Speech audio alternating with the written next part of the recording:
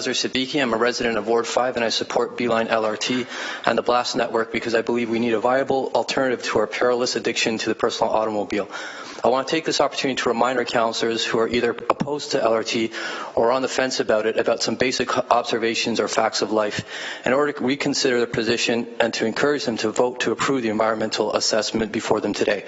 The first observation about life I want you to remember is sometimes you dislike a thing, but it's good for you. Likewise, sometimes you like a thing, but it's bad for you. Recall for a moment the first time you began to learn to swim. You may not like the idea of when your mother or father encouraged you to take your first plunge, telling you it was going to be okay. You might have thought to yourself, no way, I'm going to drown. I don't know how to swim. What if there are dangers in the water that I can't see? Ultimately, you might have told yourself, I can't do this. In other words, you might have had all kinds of fears, uncertainties, and doubts. You probably came up with every excuse in the book, but all or most of them were based on emotional reasoning. Luckily, however, the people who loved you pushed you to take the plunge because they knew it was best for you, even though you didn't like it at the time. This is the same with many experiences in life. Math, exercise, vegetables, often the things that are not at first pleasurable are actually quite good for us. Some of the immediate changes that LRT will result in, and are already resulting in, may feel uncomfortable and unwelcome to some of us. Now, conversely, as I mentioned, the things that are pleasurable are often quite bad for us. Think of sugar, for example. Now, I want you to apply this observation to the role of the personal automobile in our lives. While we like them, are they good for us? I would submit our addiction to cars is perilous. We already know about climate change, and really that is the single greatest threat facing us, for which this reason alone should cause us to implement LRT. And then there are costs related to safety and life, road rage. For example, 1 in 3 Canadians experience road rage once a month. Drunk driving, speeding, distracted driving, which doubles the amount of fatalities than drunk driving itself. Health costs, obesity, social isolation, discrimination, personal financial costs of paying insurance, gas, maintenance and repairs, etc. Economic costs, of course, lost productivity due to congestion, the decline of small businesses, infrastructure costs, expanding road network and urban sprawl costs, and last but not least, the petroleum wars that our nations engage in, Iraq wars, Syria, possibly World War III. These are all things tied to our dependence on oil and petroleum. In light of all these impacts, it has been asked, and I believe rightfully debated, is the personal automobile the worst invention ever? Now, remembering that we don't often like things that are good, that we often don't like things that are good for us, if we agree that reducing reliance on personal automobiles to get around is actually desirable in spite of the inconvenience it causes at first, we need to ask how and when are we going to do this? Public transit is obviously the answer. Currently, we have all the plans and an offer for an LRT system. If we reject this offer, what is our best alternative to a negotiated agreement? As has been asked already, what are the costs of rejecting this offer, and what are the costs of status quo? What if you never learn to swim, to do math, to eat vegetables, to exercise? I think you get the point. What are the alternatives to doing these things? And that is the second observation of life, which is you always need to consider your best alternative to a negotiated agreement. In the case of LRT, what is our best alternative to this form of public transit, which we currently have 100% funding for? BRT is not being offered mostly because we've already had a debate about which is better, and we decided to pursue LRT. The call to go back to LRT at this point, I believe, fundamentally represents just another stall tactic to kill this project. If BRT and LRT are effectively the same in terms of pros and cons, then everything considered, reasonableness suggests that we stick with LRT. The third observation about life, which I would kindly like to remind us all of, is the importance of sacrifice. And I got to skip through this because obviously of the time, but I have to say the only, I feel, only honest argument I've heard in regards to LRT is a self-interested one, which says that I don't want to add to my commute, and for business owners that rightfully so are worried about the impact on business. But I think that honesty is necessary. We need to talk about our interests, our skin in the game as it relates to this, because much of the other arguments I'm hearing are based on emotional reasoning and fallacies, logical fallacies. So in other words, I do believe that a lot of it is not actually valid reasons for opposing the LRT. And I just want to close quickly on the issue of the importance of engagement on this issue, as the last delegate mentioned. As councillors and leaders, you're expected to be knowledgeable and engaged about LRT and engaging people about the issue in fair and honest ways with full information. It is disheartening to see a lack of public engagement in some wards. It is disappointing to see a deeply flawed poll that was commissioned recently, which effectively excluded the voices of our young generation, our future. Having said that, I would suggest that as Hamiltonians, we need all of our councillors to have a current website, an active social presence, and regular newsletters. Up quite a bit. I gave you a bit of extra time. Thank you. We have one councillor that would like to ask you a question. Councillor Whitehead. Sure. It's good to start with the back end, because I don't think anyone on this council has been more active in engagement of their community and social media than myself. So I take that as a compliment when you absolutely we need to do that. Secondly, I'm going to ask this question. You may or may not have the answer for it. Before I ask it, I want to make it clear that the fact that you're in front of us and providing a profound statement and arguments, I really do appreciate, because this is what democracy and how democracy works. So I want to congratulate you for coming forward. The question I have is there any evidence in North America, anywhere, where building a higher order transit system has in fact reduced the amount of vehicles on the road? Is that the question? Yes.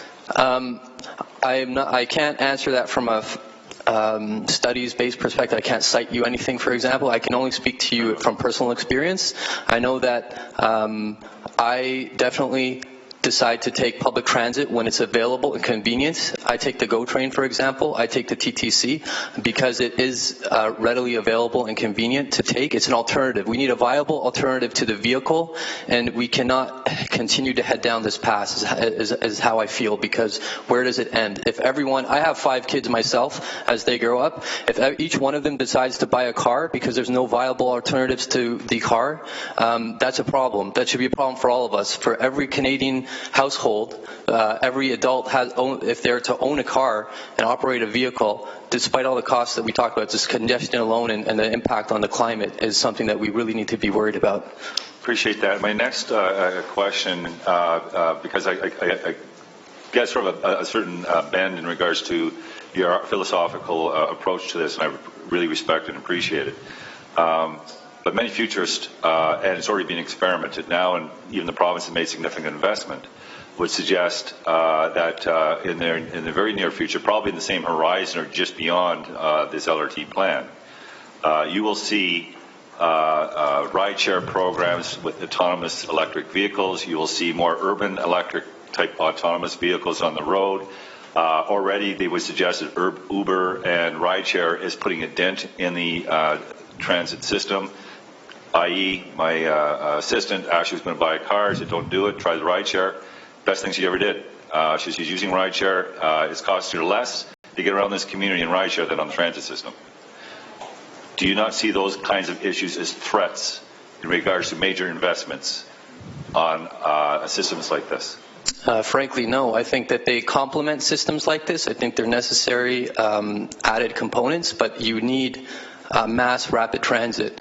I think that if you just look at any other major city, most people will get around using mass public transit. These other things like Uber and rideshare programs are necessary and good, but I don't see, it will take a major cultural shift for that to happen, and I don't see any evidence of it. And I go back to the whole issue of the BATNA, right, your best alternative to a negotiated agreement, and what is on the table.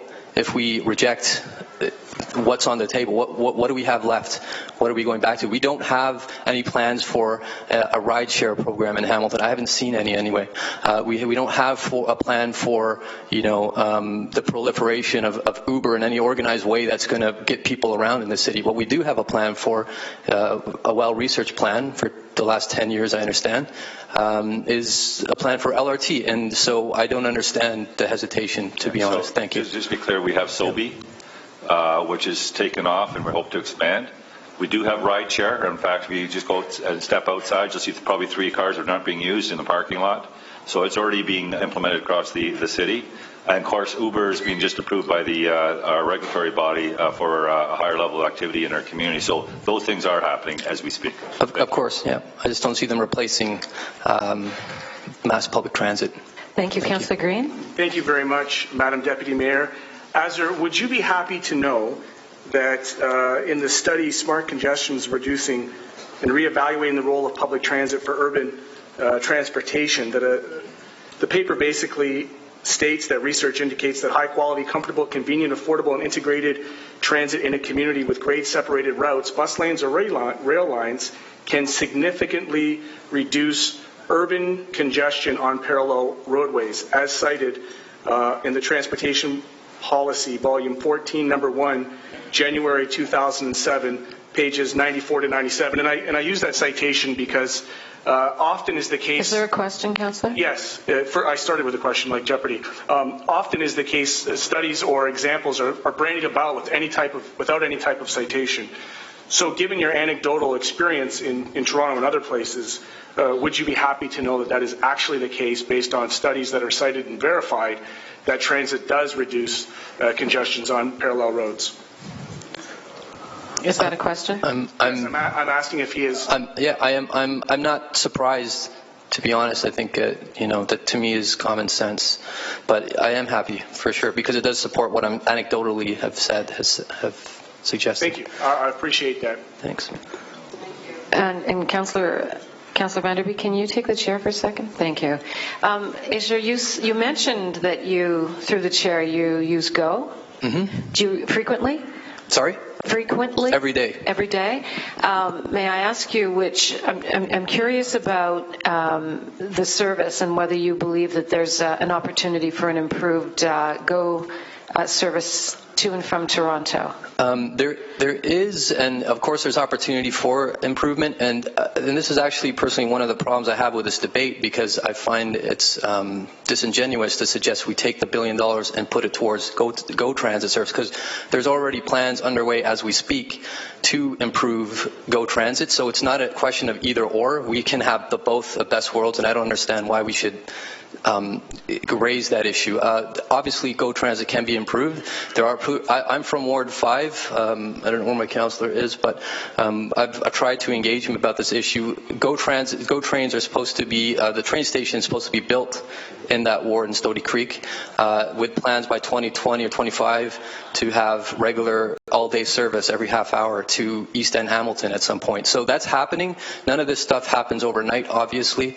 So I think we need to stay patient and persevere and stay the course, and do what you did. Have faith in the decisions you made 52 times.